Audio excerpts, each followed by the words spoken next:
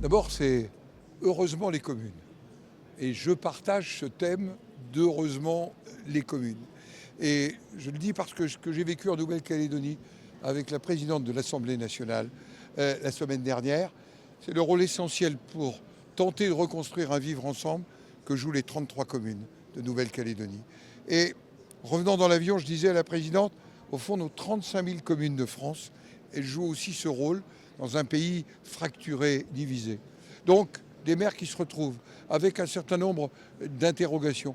Parmi ces interrogations, il y a des choses positives, ce que le Sénat est en train de construire en dialogue avec l'Assemblée nationale. Je pense au statut de l'élu, je pense à la réforme d'un système qui partait d'une bonne idée, la sobriété foncière qui est inapplicable, qui s'appelle le ZAN, qui s'appelle aussi la nécessité de réviser notamment l'approche financière de la prévention des inondations au travers du GEMAPI, d'assurer la sécurité et le narcotrafic, et bien sûr la question des finances publiques.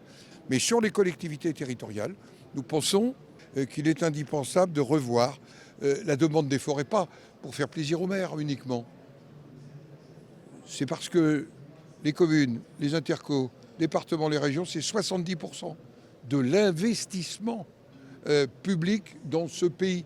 Et je rappelle quand même que le déficit à 90%, c'est l'État et ce n'est pas les communes qui sont dans l'obligation de voter leur budget en équilibre chaque année, communes, régions, départements. Qu'il ne faut pas qu'ils désespèrent, qui sont trop importants pour la cohésion de notre pays, que les temps vont être difficiles, mais ils vont être difficiles pour tous, pour tout le pays. Vous savez, on ne peut pas rester dans la situation financière. Nous sommes dans les 2 premiers pays en termes de fiscalité.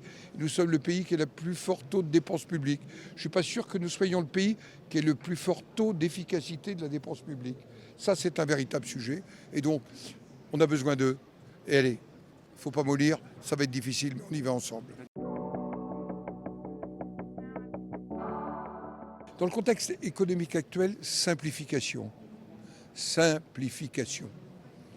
Et cette simplification, elle est totalement essentielle. Vous savez, le coût des normes en 2 ans, c'est 4,1 milliards pour les collectivités territoriales. On recherchait 5 milliards. Regardez où ils sont. Simplification et subsidiarité. Voilà pourquoi il est impératif, on en parle depuis des années, il faut retrouver l'esprit des lois de décentralisation.